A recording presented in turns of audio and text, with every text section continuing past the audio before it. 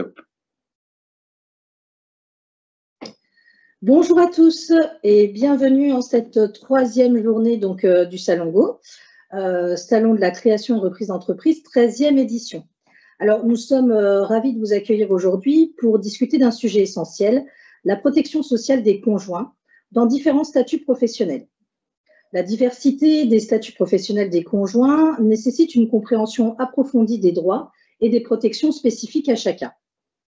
Karine Mansuy de Acoris Mutuel, qui est avec nous et que je remercie vivement, va nous en présenter les particularités de chaque statut, les avantages et les obligations qui en découlent, ainsi que les démarches à suivre pour garantir une protection sociale optimale. Alors que vous soyez conjoint, collaborateur, salarié ou associé, il est crucial de connaître vos droits et les dispositifs de protection disponibles pour assurer votre sécurité et votre bien-être. Nous allons vous inviter à poser vos questions via le chat qui est à votre disposition. Donc, vous le trouvez en haut de votre écran. Ce sont les deux petites bulles avec un petit point d'interrogation. Et nous traiterons bien sûr vos questions à l'issue de cette présentation. Je vous précise également que cette visioconférence est enregistrée, que vous pourrez la retrouver très prochainement sur les chaînes YouTube de la CCI et de la CMA. Et donc, sans plus attendre, je vais laisser la parole donc à Karine Mansuy afin qu'elle nous parle justement de la protection sociale du conjoint. Merci Carole, bonjour à vous. Donc effectivement, nous allons commencer cette présentation. Alors, pourquoi il faut choisir un statut pour son conjoint ? En fait, la première chose, ça serait de se dire, eh bien, je veux protéger en fait mon conjoint, donc lui garantir une protection sociale. Mais il y a aussi la réglementation et le choix du statut d'un conjoint vous permet aussi de vous mettre en règle vis-à-vis de la réglementation. Alors, qu'est-ce que dit la réglementation? Elle dit que dès lors que votre conjoint, et on parle d'un conjoint qui est marié, qui est pacsé, mais qui est également concubin, dès lors que ce conjoint contribue régulièrement à votre activité, vous devez lui attribuer un statut. Donc, en fait, on n'a pas le choix. Ce qui existait il y a très longtemps, où les conjoints d'artisans ou de commerçants, finalement, n'avaient pas de statut déclaré obligatoirement. Il y avait une option, mais en tout cas, ce n'était pas obligatoire. Aujourd'hui, ça n'existe plus. Il y a obligation à partir du moment où il contribue régulièrement à l'activité, de lui attribuer un statut. S'il exerce par ailleurs une activité salariée qui est d'une durée égale au moins à la moitié de la durée légale du travail, ou s'il exerce une activité non salariée, là, il sera présumé ne pas participer de façon régulière à l'activité. Donc, c'est vrai que ce n'est pas toujours évident d'apprécier la situation de travailler régulièrement ou pas. Je vous rappelle que quand on a le doute et qu'il s'agit de protection sociale et donc de cotisation sociale, on peut toujours questionner l'URSSAF sur cette qualité de conjoint, de statut de conjoint ou pas. Est-ce que ça doit être obligatoire ou pas? Est-ce que je rentre dans la situation ou pas? Une fois qu'on va devoir donc attribuer un statut à son conjoint, on va avoir trois choix. L'un des choix pourrait être de mettre associé son conjoint, mais attention, là on parle bien d'un associé conjoint qui participe à l'activité, pas simplement qui a apporté un fonds, mais qui ne participe pas à l'activité. On parle bien aujourd'hui d'un conjoint qui participe régulièrement à l'activité de l'entreprise. Vous aurez aussi le choix du statut de conjoint collaborateur ou, dernier choix, le statut de le mettre conjoint salarié dans l'entreprise. Et on va regarder, du coup, ces trois situations-là dans cet ordre-là, ce que ça génère au niveau de la protection sociale ou des cotisations sociales.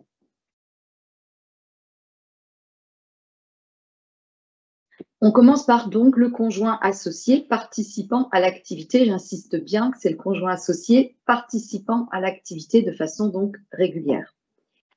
Ce conjoint associé, il va être affilié en tant que travailleur indépendant. Il va donc être exactement sous le même statut que son conjoint, donc chef d'entreprise principal, et il va bénéficier des mêmes droits et des mêmes obligations pour sa couverture sociale. Il ne pourra plus, donc au même titre que son conjoint chef d'entreprise principal, bénéficier du régime local Alsace-Moselle, puisque ce régime local Alsace-Moselle ne s'applique qu'aux salariés du privé, en fait. Sur option, il pourra cotiser à l'accident du travail et à la maladie professionnelle, comme c'est le cas d'ailleurs de tout chef d'entreprise. Un chef d'entreprise n'y cotise plus obligatoirement comme un salarié, mais il peut sur option demander à la CPAM, à la Sécurité sociale, pardon, d'être affilié, donc de cotiser un petit peu plus pour être mieux couvert en cas d'accident du travail et de maladie professionnelle. Donc le conjoint associé peut également donc choisir cette option-là. Les cotisations sociales vont être basées sur son revenu professionnel annuel selon les mêmes conditions et taux que le chef d'entreprise principal. Le bon à savoir, là, ça vous informe aussi sur la poursuite des entreprises, qui est toujours un sujet aussi qu'il faut mettre en perspective. Si le chef d'entreprise principal venait à décéder, le conjoint associé, ben, lui, il reste dans l'entreprise tant qu'il détient ses parts sociales et il peut poursuivre l'exploitation. Donc, l'exploitation, c'est l'activité et donc la gestion de l'entreprise en tant que travailleur indépendant. Et ça, on est plus dans le domaine de la transmission de l'entreprise, ce qui est un sujet aussi très intéressant, mais je voulais vous en mettre un petit mot là également.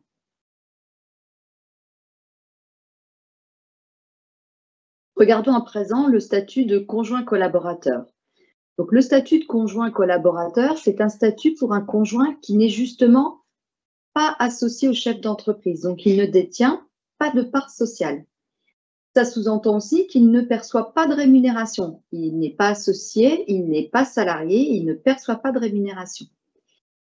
Il va cependant verser des cotisations sociales, mais pas toutes, puisqu'en fait, finalement, il est préassuré par son conjoint en quelque sorte, et il ne va cotiser que pour de la protection supplémentaire au titre de la retraite, de l'invalidité, des indemnités journalières, de la formation professionnelle continue, par exemple, de la maternité aussi et de la paternité, mais il est exonéré au titre de l'assurance maladie-maternité et des allocations familiales et il ne paye pas non plus la CSG-CRDS. Donc, il va cotiser, mais il va cotiser moindre que le chef d'entreprise principal et il va surtout obtenir des droits sociaux, ce que les anciens artisans, époux, épouses d'artisans commerçants par le passé qui ne faisaient pas le choix d'option conjoint collaborateur et qui n'avaient aucun statut, n'avaient finalement pas de protection sociale complémentaire à part la Sécu de base et se retrouvent finalement avec des pensions de reversion des fois très faibles pour survivre.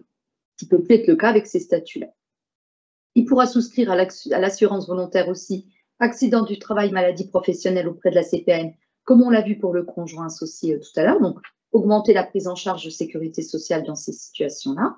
Et puis, ces cotisations sociales donc, sont déductibles du revenu imposable du foyer fiscal comme celle du chef d'entreprise, sauf s'il a un statut de micro-entrepreneur, puisque le statut de conjoint collaborateur peut aussi s'appliquer au statut de micro-entrepreneur.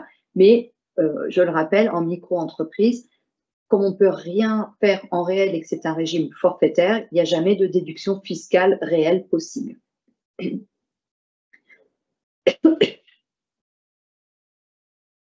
Alors là, ça se complique un petit peu sur le conjoint collaborateur parce que pour cotiser, ils nous ont donné des options, mais du coup, ça complique énormément les choses. Le premier tableau va vous présenter les choix d'options pour un artisan, commerçant et une profession libérale non réglementée. Le deuxième tableau vous présente les choix d'options pour une profession libérale relevant de la CIPAV. L'idée, ça serait de pouvoir examiner ça au cas par cas et de faire peut-être même des simulations pour regarder ce qui est mieux pour vous. En gros, il y a toujours à peu près 5 options. Alors, sur la première catégorie artisan-commerçant, on voit marquer 3 options, mais si on prend dans ces 3 options, il y a 2 options supplémentaires, donc ça fait bien 5 options dans les 2 cas. Pour vous résumer ces options, parce que je ne vais pas vous les détailler, on n'a pas assez de temps ce matin, en fait, c'est des options qui vont vous permettre d'être en partage de revenus ou sans partage de revenus, par exemple, pour retenir une première règle. En partage de revenus, c'est-à-dire que si, admettons, le bénéfice de l'entreprise, je suis en entreprise individuelle, le bénéfice, c'était 100 000 €, on va se partager le bénéfice pour asseoir les cotisations sur ce bénéfice. Ça veut dire que le chef d'entreprise principal aura moins de bénéfices sur lesquels il va asseoir les cotisations et donc moins de droits aussi à la sortie pour la retraite. Mais du coup, l'avantage, c'est que ça ne va pas alourdir les charges sociales globales des 2 personnes puisqu'on va répartir le revenu sur les 2 pour mettre en place les cotisations sociales des 2 personnes. Dans les autres cas, c'est les options sans partage de revenus. Et là, sans partage de revenus, ça veut dire que pour asseoir des taux de cotisation, il va falloir finalement inventer un revenu. Et je vous rappelle que le conjoint collaborateur, en soi, ne perçoit pas de rémunération. Donc, c'est des assiettes forfaitaires sur lesquelles les cotisations sociales vont venir s'adosser pour permettre un versement de cotisations sociales pour le conjoint collaborateur et des prestations à l'issue, donc retraite notamment, invalidité, etc., mais qui seront assises sur cette assiette de cotisations sur laquelle ils vont mettre en place l'ensemble des cotisations sociales. Donc, il y a un choix à faire qui n'est pas forcément toujours simple. Après, vos experts comptables sont là pour vous aider à challenger plein de choses. Ça peut être le choix de la rémunération, mais là aussi le choix des options, puisque ils vont vous aider à faire le calcul.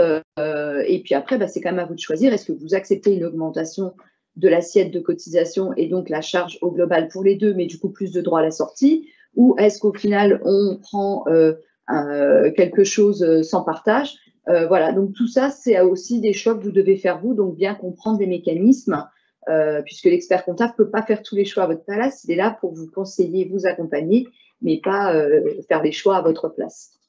Donc sur la profession libérale, c'est la même chose en fait. Soit on assoit sur un plafond sécurité sociale, soit on a avec partage, sans partage. Et donc, du coup, on a aussi des choix importants à faire. Et vous voyez qu'avec 5 options, ce n'est pas forcément toujours évident de le faire. C'est le statut qui revient quand même souvent le moins cher socialement, le statut de conjoint collaborateur, et qui apporte déjà une bonne protection sociale, puisqu'on va bien retrouver de la protection sociale, retraite de base, retraite complémentaire, invalidité, décès, indemnité journalière, protection également en cas de maternité ou de paternité pour les durées de congé.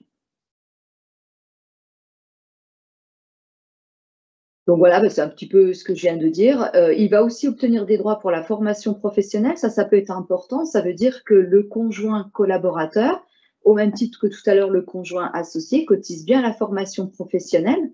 S'il n'avait pas de statut, ça ne serait pas le cas. Donc, il a des droits et ça veut dire qu'il pourra, par exemple, pour un commerçant, aller chercher des droits à la GFIS pour une prise en charge d'une formation. Par exemple, un conjoint qui s'occupe beaucoup de la comptabilité pourrait très bien aller chercher, je sais pas, à la chambre de commerce ou à la chambre de métier, une formation comptabilité et cette formation pourrait être prise en charge, en partie, c'est toujours partiellement, puisqu'il contribue par ses cotisations sociales à un budget de formation. Fait important, par contre, ça c'est très important effectivement sur le conjoint collaborateur. Depuis le 1er janvier 2022, c'est très récent, le statut de conjoint collaborateur est limité à 5 ans. Donc, si vous faisiez ce choix-là, au bout de 5 ans, vous seriez obligé de passer soit en conjoint associé, soit en conjoint salarié. On n'aurait pas d'autre possibilité puisqu'il n'est accessible que 5 ans. C'est vrai que c'est un statut qui est un peu intéressant parce qu'il permet moins de cotisations sociales que les autres. Est-ce que c'est pour ça que l'État l'a limité? Je n'ai pas la raison de pourquoi, mais en tout cas, maintenant, il est limité à 5 ans.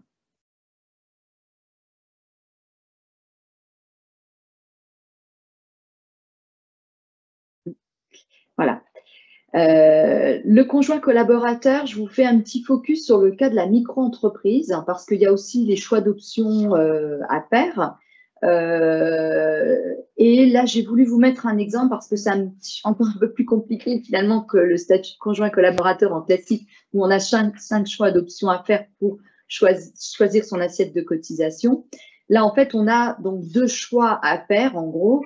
C'est soit on va choisir le choix 1 qui est l'application d'un taux spécifique directement sur le chiffre d'affaires. Donc, on pourrait appeler ça du partage de revenus, en gros, même si c'est indexé sur le chiffre d'affaires. Donc, c'est un peu notre cas tout à l'heure, partage de revenus ou sans partage de revenus. Donc, le choix 1, c'est partage de revenus.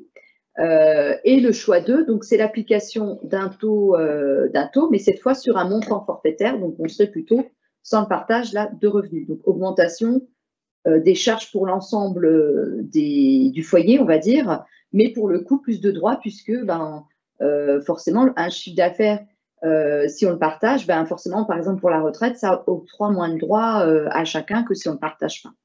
Je vous ai mis un exemple dans le cas d'une activité de prestation de service, ce qu'on a quand même un petit peu le plus souvent.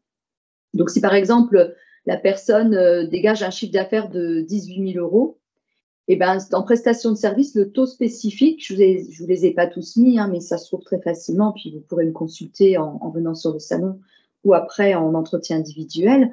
Le taux spécifique, il est de 58% du chiffre d'affaires. Donc, si on est sur la situation 1, avec l'application d'un taux spécifique directement sur le chiffre d'affaires. Ça veut dire que le conjoint collaborateur d'un micro-entrepreneur, lui, va cotiser sur 58% du chiffre d'affaires. Et il cotise comment après? En fait, il cotise au même taux que le chef d'entreprise principal, mais il va cotiser que sur 58% du chiffre d'affaires. S'il est sur l'application d'un taux à un montant forfaitaire, donc là, par exemple, le montant forfaitaire en prestation de service, c'est 17 929. C'est pour ça que je vous avais mis un exemple sur 18 000. J'aurais pu prendre 17 929, mais je vous donne un peu des exemples annuels. Le taux de cotisation est à 21,2, donc c'est le taux de cotisation en prestation de service. Et donc là, vous avez le montant de cotisation qui se calcule directement depuis le montant forfaitaire.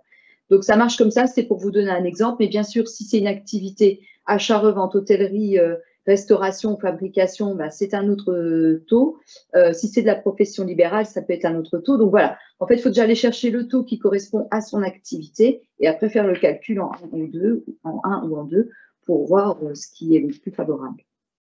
Attention aussi, à nouveau en rouge en bas, si on a un chiffre d'affaires qui est égal à 0 ou qui est faible, le conjoint collaborateur peut se retrouver finalement très peu couvert, ou même pas couvert du tout, pour plein de prestations, notamment par exemple toutes les prestations dites en espèces par les caisses de sécurité sociale. Les prestations en espèces, c'est ce qui va remplacer la perte de revenus subie. Si par exemple je suis en arrêt de travail, comment je remplace le revenu? Si je suis en invalidité, si je suis en congé de maternité ou en congé de paternité, ça c'est des prestations en espèces, c'est pas du soin, c'est du revenu. Et s'il y a 0 de cotisation encaissée en micro, pour le conjoint collaborateur, c'est la même peine que pour le chef d'entreprise principal. Pas de cotisation conjoint collaborateur, des prestations en moins derrière versées. Donc il y a un risque important à chaque fois sur la micro, puisqu'il n'y a pas d'obligation finalement de cotisation s'il n'y a pas de chiffre d'affaires. Il n'y a pas de cotisation minimale, pour être exact, s'il n'y a pas de chiffre d'affaires. Dernier statut, donc le statut de conjoint salarié, qu'on pourrait aussi prendre dans les structures. Alors, on ne le fait pas en micro. Pourquoi? Parce qu'en micro-entreprise, on est on n'est pas sur du réel. On ne pourrait pas déduire une rémunération des charges puisqu'on n'est pas sur du réel. On est sur un calcul de revenus forfaitaire calculé par les impôts. Donc, souvent, dès qu'on prend un salarié, que ce soit son conjoint d'ailleurs ou un autre, c'est trop lourdement chargé pour que dans le statut de la micro, ça fonctionne. Donc, souvent, l'expert comptable vous amènera vers un autre statut.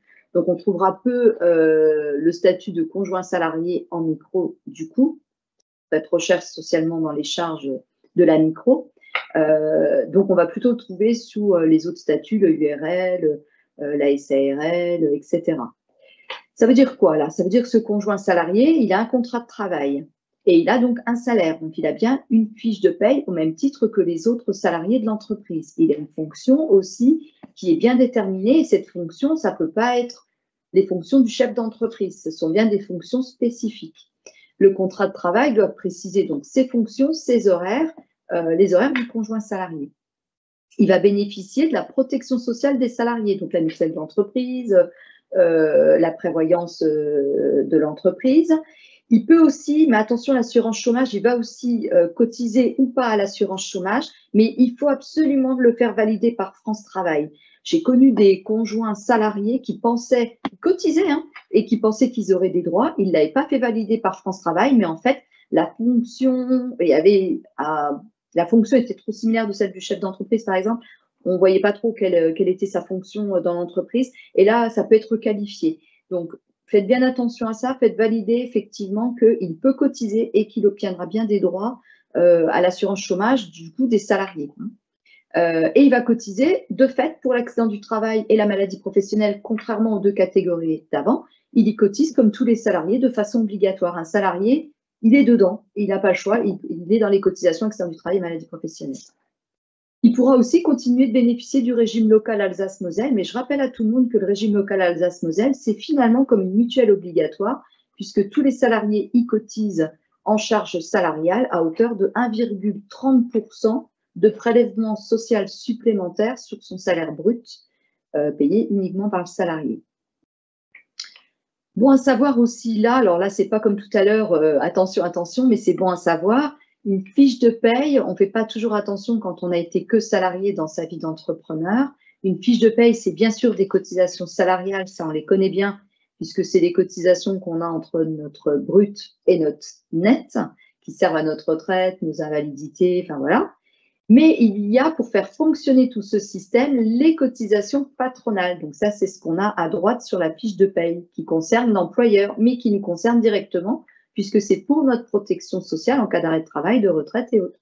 Ces cotisations patronales, elles ont un taux de prélèvement social de 40% du salaire brut. Quand nous, on paye, pour arriver à notre net, 20% de cotisation de notre salaire brut. Ça veut dire qu'en tout, on a un prélèvement social de 60% du salaire brut pour faire fonctionner tout le système social des salariés en France. Ça veut dire qu'une fiche de paye va coûter relativement cher dans l'entreprise, la fiche de paye du salarié, par rapport au statut qu'on a vu précédemment, à cause de ce prélèvement social qui est de 60% du salaire brut.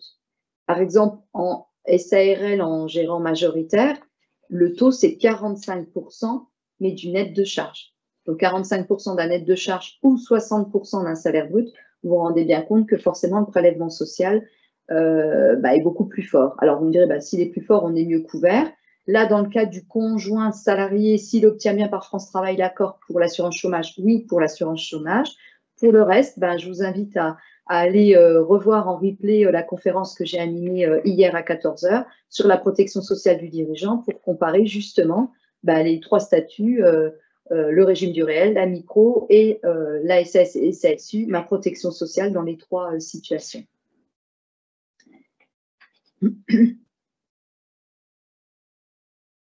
On regarde maintenant les prestations du conjoint et je vous prends dans le même ordre que ce qu'on vient de voir dans la diapo, les trois situations point par point des prestations. Donc, on va regarder comment ça se passe en maladie-maternité, en arrêt de travail, en invalidité, pour la maternité-paternité, pour la retraite.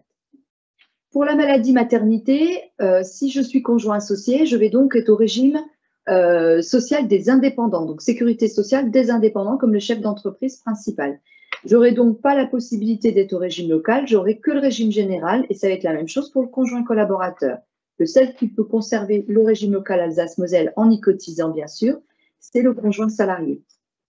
Pour l'arrêt de travail, la condition déjà, c'est d'être affilié depuis au moins 1 an dans le régime conjoint associé, conjoint collaborateur et d'effectuer au moins 150 heures de travail salarié pour obtenir des droits à l'arrêt de travail quand on est donc conjoint salarié. Donc ça, c'est ce qui s'applique aussi pour les salariés, le conjoint salarié. Pour ne pas avoir ces contraintes, il faudrait ne pas avoir d'interruption dans les régimes sociaux, c'est-à-dire dans les versements de cotisation. Je prends un exemple, je suis salarié dans une entreprise et le lendemain, je suis conjoint salarié de mon chef, de mon conjoint chef d'entreprise principal. Je n'ai pas eu d'interruption du tout dans mes cotisations sociales entre mon ancien poste et mon nouveau poste. Cette règle-là d'affiliation à un certain temps ne s'appliquera pas. Donc, c'est la règle ne pas avoir d'interruption dans le versement de mes cotisations sociales qui s'applique pour qu'il n'y ait pas cette règle. Pour le principal, ce qu'il faut que vous reteniez, c'est que dans toutes les situations de ce tableau, la sécurité sociale n'indemnise pas les 3 premiers jours. Chez les salariés, être affilié au premier jour, c'est l'employeur qui le paye.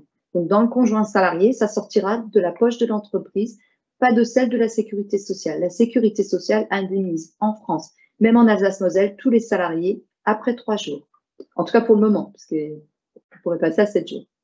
Elle indemnise combien? Dans tous les cas de ce tableau, elle va indemniser au mieux à 50% du revenu et c'est toujours plafonné.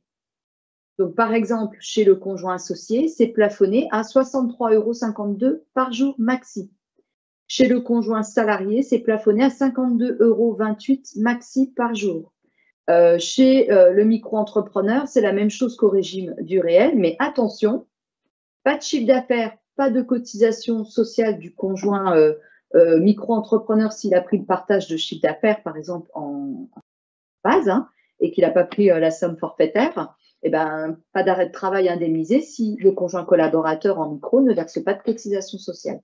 Et il y a en plus une contrainte, c'est qu'en dessous d'un revenu, alors attention, il faut savoir en plus calculer le revenu d'un micro-entrepreneur qui se calcule forfaitairement par les impôts, en dessous d'un revenu annuel inférieur à 4 208,80 €, il n'y a pas d'indemnité journalière de verser si on est en partage de revenus aussi en micro-entrepreneur sur l'activité pour le statut de conjoint collaborateur. Pour l'invalidité, ce que vous pouvez remarquer, c'est qu'on n'est toujours pas mieux puisqu'on est toujours au mieux qu'à 50% du revenu et toujours plafonné annuellement. Donc, il y a des plafonds un peu plus de 20 000 €, mais ça veut dire qu'on peut être aussi à moins que 50% de son revenu. Le 50% du revenu en arrêt de travail ou en invalidité peut être amélioré si c'est un accident du travail ou une maladie professionnelle et qu'on a l'option. Ou, par exemple, en invalidité, si on a besoin de l'aide d'une tierce personne. Il y a 2-3 conditions comme ça, des cas spécifiques qui améliorent un peu la prise en charge de 50%, mais retenez surtout les règles principales pour que vous ayez bien en tête 3 jours de carence, au mieux 50% de mon revenu plafonné jusqu'à l'âge de la retraite si je ne pouvais pas retravailler. Pour le congé de maternité et le congé de paternité, il y a aussi ce droit de justifier d'un certain temps d'affiliation ou de ne pas avoir d'interruption entre mes deux régimes de sécu, avant et après. Le conjoint associé donc, va bénéficier des mêmes dispositions que le conjoint collaborateur. Donc, il va avoir une allocation de repos maternel et il va être indemnisé par jour d'interruption de congé de maternité. Il y a une petite chose chez le conjoint collaborateur supplémentaire, c'est qu'il peut soit solliciter un congé de maternité classique, soit il peut être indemnisé en remplacement. C'est-à-dire que le chef d'entreprise a absolument besoin dans l'entreprise de son conjoint. Il va donc prendre une personne pour le remplacer, donc il y a un coût. Et donc là, c'est une indemnisation qui n'est plus le congé de maternité, mais qui est indemnisation du remplacement du conjoint collaborateur. Donc, ça peut être 2 situations. Chez le micro-entrepreneur, attention, on retrouve la règle des 4 208,80 € si on a cotisé sans partage de revenus, donc directement depuis le chiffre d'affaires. Pardon, l'inverse, excusez-moi, avec partage de revenus, donc directement sur le chiffre d'affaires. Et pour le conjoint salarié, donc c'est indemnisé jusqu'à un certain montant, donc jusqu'à 100,36 € par jour.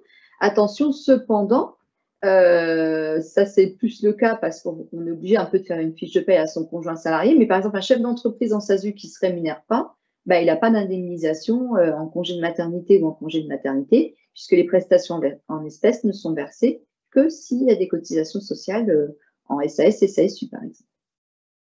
En retraite, on va retrouver bien pour chacun des statuts, du coup pour le conjoint collaborateur, des versements de retraite en retraite de base. Donc c'est la même retraite que celle des salariés du privé, donc la retraite en trimestre, et des versements pour de la retraite complémentaire, qui va être fonction aussi des options choisies, notamment sur le conjoint collaborateur. On aura plus ou moins de retraite en fonction, vous vous rappelez tout à l'heure, des 5 choix d'options qu'on peut faire. En fonction de ça, forcément, si je suis en partage de revenus, pas en partage de revenus et la base forfaitaire sur laquelle je cotise, je vais avoir donc plus ou moins de droits pour ma retraite.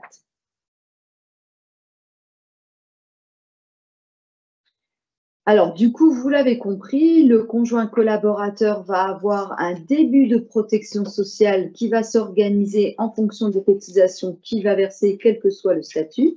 Mais bien sûr, comme le chef d'entreprise principal et d'ailleurs comme un salarié, s'il n'avait pas de la protection complémentaire obligatoire organisée dans son entreprise par l'entreprise, on ne perçoit pas par les régimes de sécu la totalité de ces versements en cas d'arrêt de travail ou en cas de maladie ou en cas de maternité, etc. Donc, si ce conjoint participe à votre activité et que vous lui avez choisi ce statut, il faudra bien penser, comme le chef d'entreprise principal, à toute sa protection sociale complémentaire. Sa complémentaire santé, son contrat de prévoyance pour garantir 100% de son revenu quoi qu'il arrive en arrêt de travail, mais aussi peut-être vérifier où il en est au niveau de sa retraite et peut-être épargner pour sa retraite, par exemple dans des contrats comme des plans d'épargne retraite qui permettent de déduire fiscalement les versements jusqu'à une certaine limite fiscale qui est indiquée sur votre feuille d'impôt, la cotisation retraite.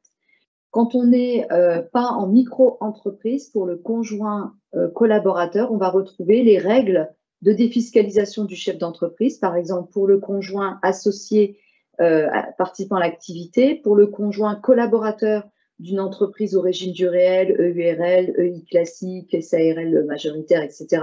on va retrouver le dispositif loi Madelin qui permet de déduire fiscalement la quasi ou presque quasi-totalité de tous ces contrats-là, complémentaires, santé, contrat de prévoyance, contrat d'épargne.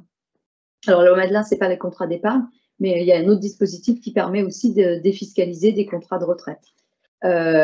Si je suis en salarié, et ben là, en fait, les contrats vont venir s'asseoir sur ma fiche de paye et donc vont être automatiquement déductibles puisqu'ils vont être prélevés entre mon salaire brut et mon salaire net fiscal, donc avant l'imposition.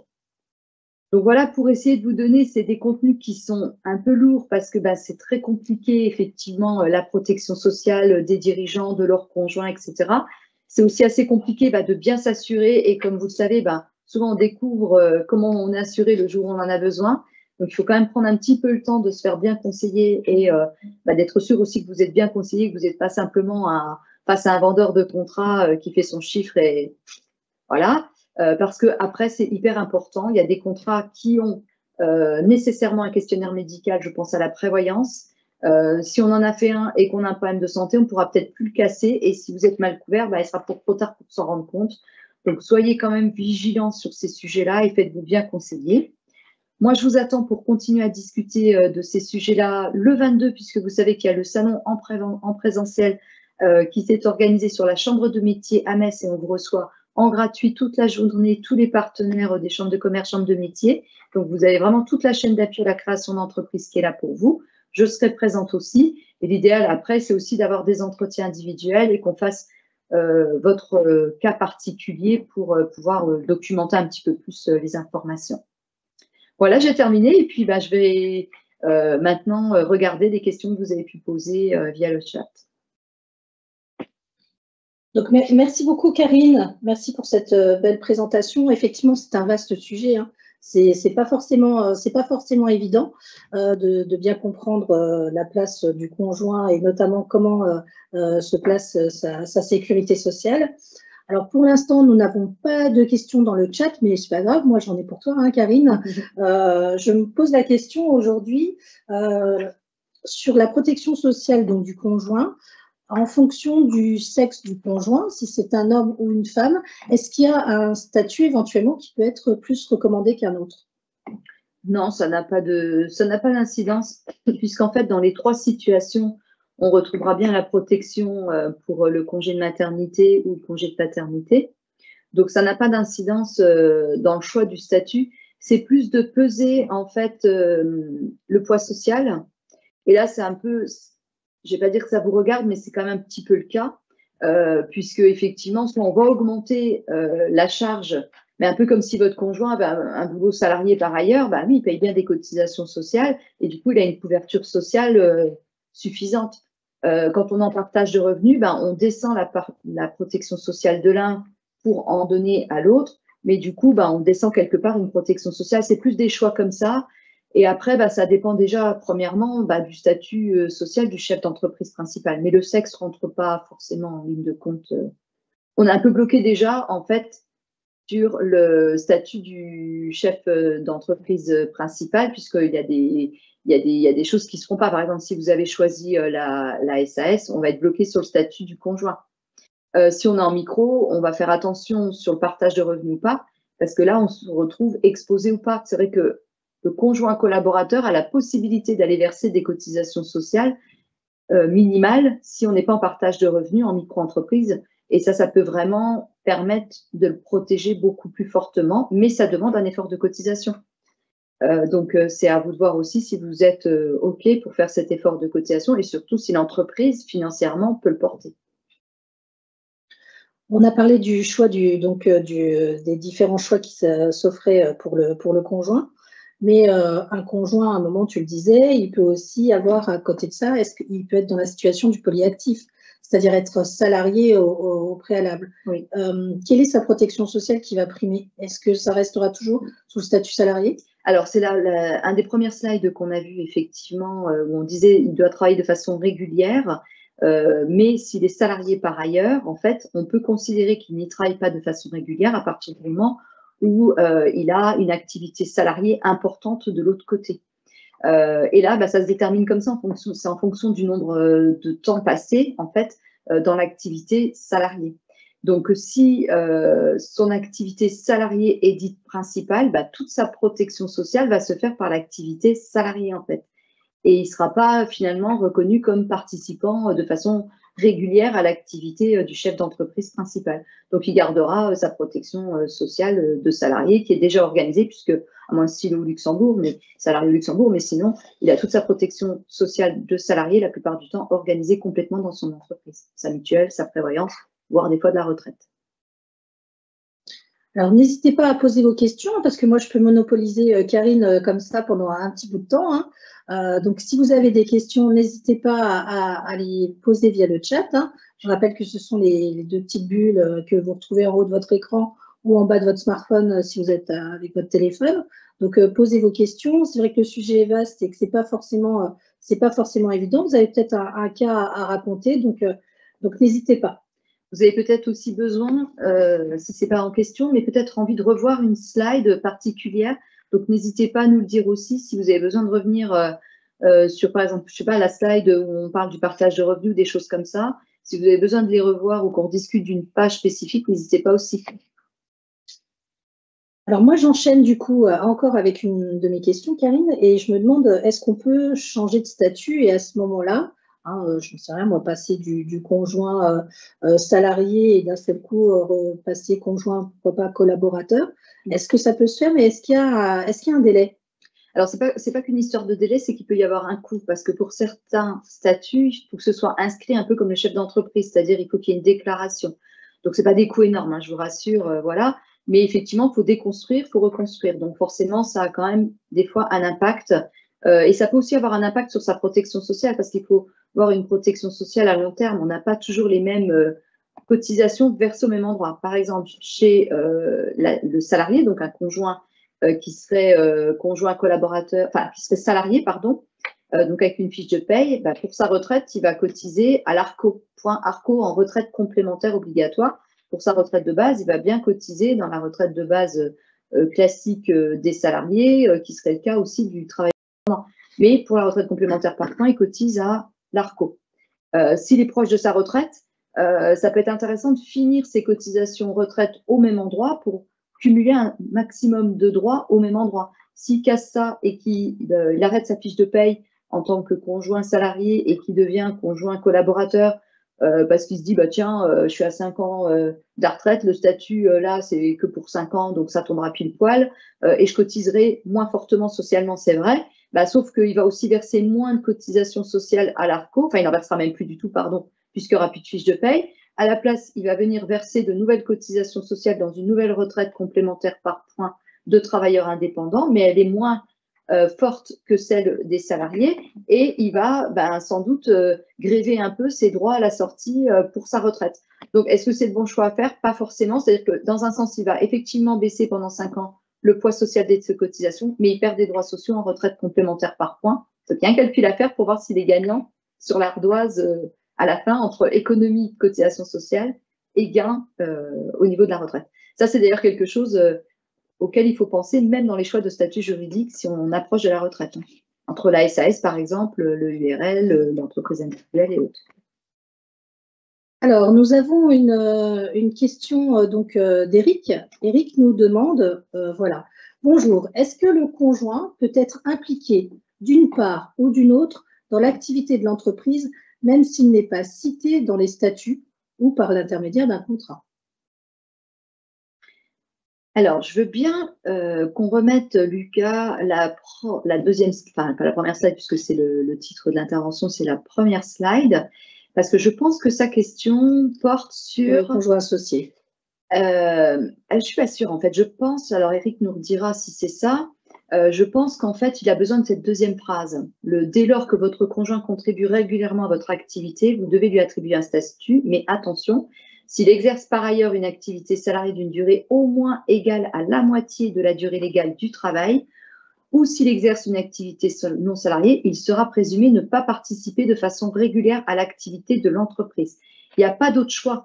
Alors, si votre question, c'est si mon conjoint, parce que le jour-là, je suis un peu grippée, je ne fais pas trop la forme, et puis il prend un RTT et il vient m'aider ponctuellement dans mon commerce pour me donner un coup de main parce que j'ai une barre comme ça, j'ai la migraine et je ne peux pas fermer, bah, c'est du ponctuel. Donc là, et s'il est dans cette situation-là, qu'il est salarié, on n'a même pas la question à se poser, c'est vraiment du ponctuel. Donc c'est vraiment la notion de contribue régulièrement à votre activité. Il n'a pas d'autres activités salariées qui pourraient venir faire qu'on se pose la question si c'est du ponctuel ou pas. Et si un doute, je le rappelle, c'est ce que je vous ai dit en préambule, vous pouvez poser la question à l'URSSAF, décrire exactement la situation et demander conseil à l'URSSAF. Puisqu'en fait, après, c'est du prélèvement de cotisation sociale. Donc, votre juge en la matière, ça sera l'URSSAF qui vous dira « Ah ben non, non, là, son contrat de travail, ça passe pas. Il faut qu'il ait un statut. » D'accord? Est-ce que c'est ça la réponse, Eric? Eric, n'hésitez pas à préciser éventuellement votre question. Ou si Karine a bien répondu, n'hésitez pas à nous faire un petit retour.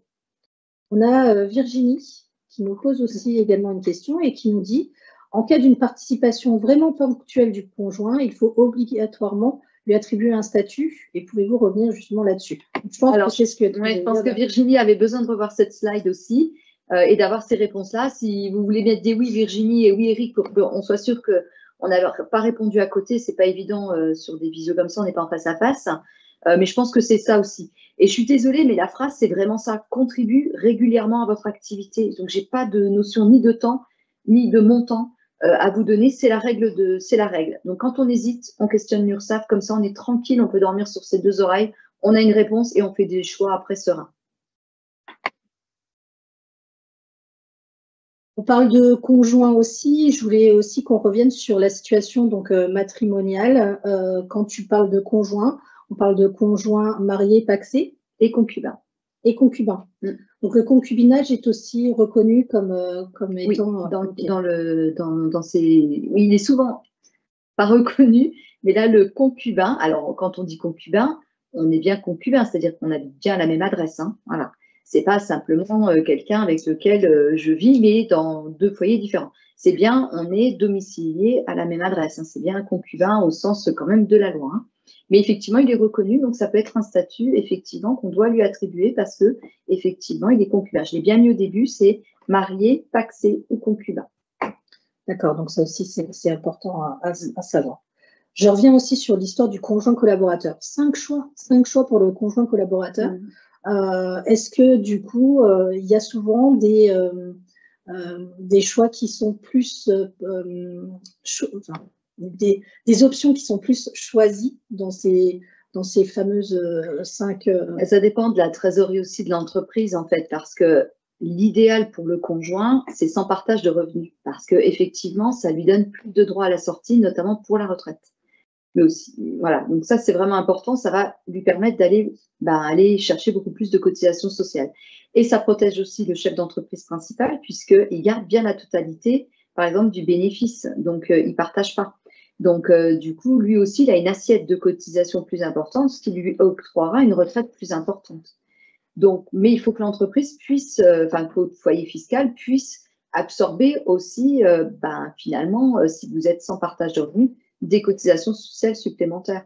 Donc, l'idée, c'est un peu de calculer les deux situations, puis de regarder si vous pouvez financer ou pas. Et l'idéal, c'est quand même de donner au conjoint un maximum de protection sociale. Surtout que les régimes de base sont quand même intéressants parce qu'en prévoyance, hein, je vous l'ai dit tout à l'heure, quand on doit mettre en place de la prévoyance complémentaire, c'est soumis à des questionnaires médicaux parce que là, on ne peut plus mutualiser le risque, hein, sauf si votre conjoint est un conjoint salarié, qu'il y a pas mal de salariés dans l'entreprise et du coup, son risque va être mutualisé au niveau prévoyance complémentaire sur l'ensemble des salariés de l'entreprise. Donc là, on aura peut-être moyen d'échapper à un questionnaire médical. Ça peut être intéressant si on a un conjoint qui a des problèmes de santé. Du coup, ça peut être une option aussi. Vous voyez, c'est vrai que c'est compliqué, hein, mais c'est notre travail en fait. Vous allez voir un banquier, c'est compliqué. Pour votre protection sociale, vous devez aussi vous adosser à des spécialistes parce que c'est des métiers compliqués et que vous allez vous forcément dans votre coin tout seul ne pas voir l'ensemble des aspects et vous allez louper des points importants. Vous en prendrez connaissance que quand vous en aurez besoin en fait, la plupart du temps. Parce qu'une fois qu'on a signé le contrat, on part sur autre chose et puis en fait on ne réouvre que le jour où on en a besoin et là on se dit non, pourquoi? Donc le jour où je perçois pourquoi je perçois si peu? Ah mince, j'aurais pu faire autrement. Ah oui, mais c'est trop tard, ça y est, je suis en retraite, je ne peux plus rien faire. Donc, c'est vrai qu'il vaut mieux vous faire conseiller à chaque étape par des spécialistes des décisions que vous devez prendre. Tu as bien raison, Karine, c'est tout à fait ça. Et d'ailleurs, Eric nous dit il sera présent vendredi, et je pense qu'il viendra un peu plus échanger avec toi sur cette problématique. Donc, alors, Eric, justement, pour vous, mais pour les autres, on sera présent sur le salon, mais vous verrez que c'est un peu, il y a du monde, on est tous dans la même salle, donc c'est plutôt un moyen pour vous de venir à notre rencontre, de comprendre qui on fait, ce qu'on peut vous apporter. Et je vous invite ensuite à reprendre des rendez-vous individuels. Et pour info, je tiens des permanences une fois par mois aussi à la Chambre de commerce, un mardi matin par mois. Donc, je peux aussi vous recevoir individuellement directement à la Chambre de métier et on se prend 3 quarts d'heure pour faire vraiment le point. Merci Karine pour toute cette précision. Effectivement, c'est docteur protection sociale, hein, Karine. On le disait déjà hier et je le redis encore aujourd'hui. Donc effectivement, une experte dans le domaine de la protection sociale qui est là pour répondre à l'ensemble de vos questions. Merci beaucoup Karine, en tout cas encore pour cette belle présentation. Donc nous arrivons au terme de ce webinaire. On vous remercie pour les questions que vous nous avez posées. Karine voilà, y a répondu et pourra encore y répondre. En tout cas, vous pourrez la retrouver vendredi lors du Salon Go en présentiel qui se passera donc dans les locaux de la Chambre des métiers et de l'artisanat, à Metz. N'hésitez pas donc encore à assister à de nombreuses visioconférences. On n'est qu'au 3e jour, donc il reste encore pas mal de visioconférences à aller regarder sur des sujets encore très vastes et variés. Et puis nous, sinon, on vous dit à vendredi, le 22, pour pouvoir échanger, discuter avec vous sur vos projets entrepreneuriaux. Et puis bien sûr, de toute façon, comme je l'ai précisé, vous pouvez retrouver cette visioconférence sur les chaînes YouTube de la CCI et de la CMA, qui seront bien sûr mises en replay. Le programme pour les visioconférences, il est disponible toujours sur le www.salon-go.fr. Et puis, nous, il nous reste à vous souhaiter donc une excellente continuité dans votre projet et puis un très bon salon. Au revoir.